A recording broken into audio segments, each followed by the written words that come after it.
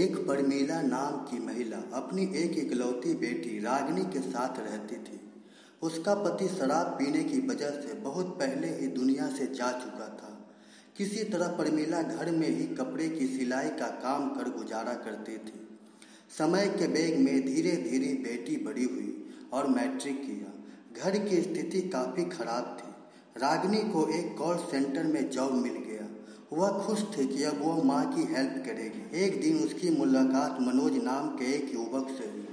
दोनों की दोस्ती हो गई और दोस्ती प्यार में बदल गई। फिर एक दिन माँ ने कहा, बेटी तुम्हारी मैरिज की उम्र हो गई है, एक बहुत ही अच्छा रिश्ता आया है। बेटी घबरा गई। फिर उसने मनोज के बारे में बताया। माँ कहती है ठीक है। फिर दोनों की शादी हो जाती है।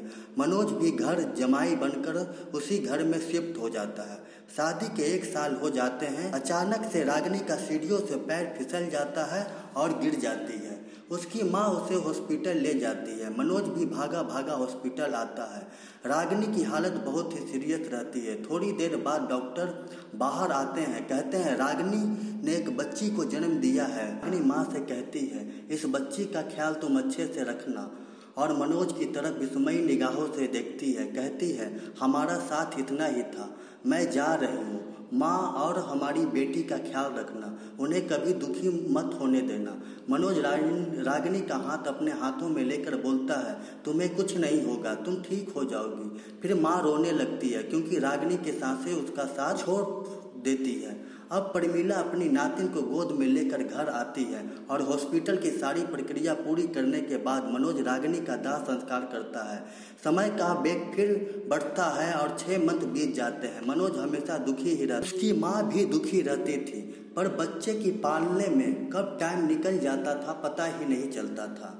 वह उसे बहुत प्यार करती थी। मनोज ऑफिस जाता, फिर घर आता, थोड़ी बहुत बच्चे से खेलता, खाना खाता और अपने रूम में ही ज़्यादा रहता। फिर एक दिन परमीला ने उसे समझाने की ठानी। उसके रूम में गई, बोली तुम्हें रागिनी की जरा भी परवाह नहीं? बेचारी देखती होगी कितना परेशान होती होगी तुम्हें देखकर। क्या तुम्हें अपनी बच्ची से जरा भी प्यार नहीं? रागिनी और उसकी बेटी के बारे में सोचो। रागिनी को कितना दुख होता होगा तुम्हें देख। तुम्हें कुछ हो गया तो तुम्हारी बेटी का क्या होगा, सोचा है कभी? मनोज बोलता है आप सही कह रहे हैं, मैं अब सही तरीके से रहूँगा, पर मुझे बहुत याद आती है रागिनी की, मैं क्या करूँ? फिर कल से मनोज अपने आप को संभालता है, थोड़ा खुश रहता है। ऑफिस के बाद सारा टाइम अपनी बेटी और सास के साथ बिताता है। उससे उसे भी खुशी मिलने लगी। एक दिन कुछ दोस्त लोग खाने पे आए। मनोज से कहते हैं यार तुम अब दूसरी शादी कर ले। एक लेडी है, उसके शादी के 1 साल हुए हैं, उसका हस्बैंड उससे तलाक ले चुका है। बोल तो मैं तेरी सेटिंग करूं? नहीं यार, मैं रागिनी की जगह किसी को नहीं दूंगा। ये सब बातें उसकी सास किचन से सुनती रहती है। फिर सभी चले जाते हैं। उस रात परमीला के मन में बहुत सारी बातें आते जाते रहती है। दूसरी शादी कर लेगा तो इस बच्ची का भविष्य अंधकार में न चला जाए।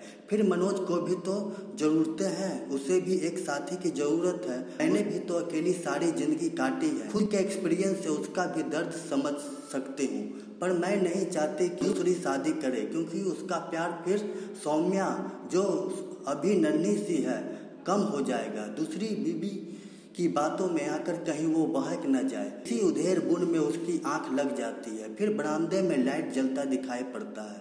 परमीला की आंखें खुलती है। उसे महसूस होता है मनोज उसके रूम में आकर चुपके से आया है। वह आंखें बंद कर कर देखती है। इतनी रात को मनोज आखिर क्या करने आ रहा है?